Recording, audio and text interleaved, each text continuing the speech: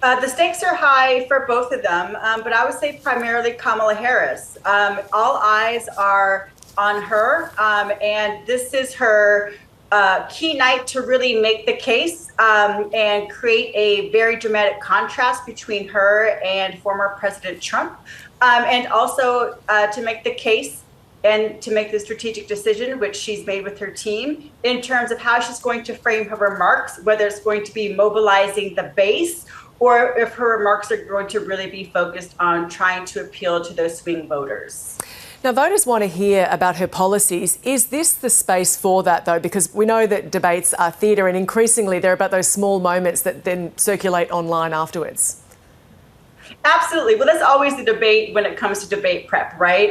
You never want to commit too strongly to any specific policy, because then it just leads to issues when it comes to the governing side. I do think it's important to highlight two key differences that both Trump and Kamala will be trying to contrast themselves. One, when it comes to economy and jobs, Harris is really going to try and focus on the wins of the Biden administration when it comes to the accomplishments like job recovery, infrastructure investment, support for the working class families. And so from this particular lens, she's really going to want to emphasize the future plans for economic growth, like clean energy, education, and really frame Trump's economic policies as really favoring the super wealthy and corporations. Whereas Trump, when it comes to economy and jobs, is really going to argue for his America First economic policies and make the argument that, you know, his tax cuts and deregulations were really the key to fueling economic growth before the pandemic. So I think when it comes to policies, that is absolutely going to be an issue that both are going to try and lay claim as to why their policies are the best moving forward. As to those Biden administration wins that she's going to try to claim there, the Trump camp's going to attack Biden's record and attach Kamala Harris to that. So how can she overcome that and any other sort of attacks?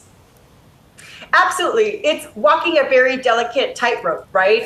She is still part of a sitting administration where she's still very much aligned and has to be publicly with Biden's decisions, and also at the same time artfully distance herself from policies and make the case that she is her own independent candidate.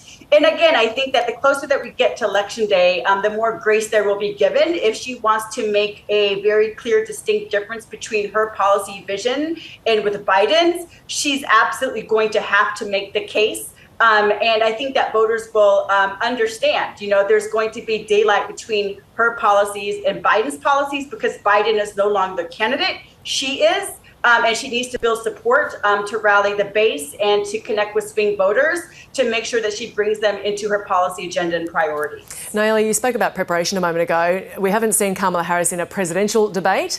We have, of course, seen her composure when she's been destroying opponents as a prosecutor and also as a senator. How is this different? How is she prepared for this?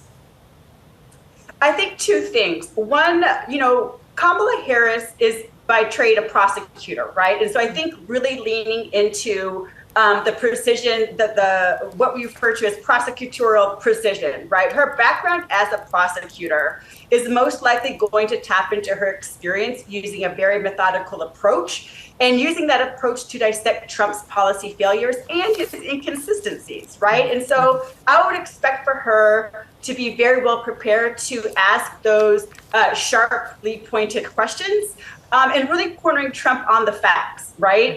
Such as, you know, his handling of the economy or healthcare when he was president. And again, I think the other thing I will mention in terms of her preparation for this debate, again, I think is just remaining in control, not if, but when Trump aggressively attacks her, right? Because that is his go-to tactic when it comes to these types of events is to attack, to be very aggressive.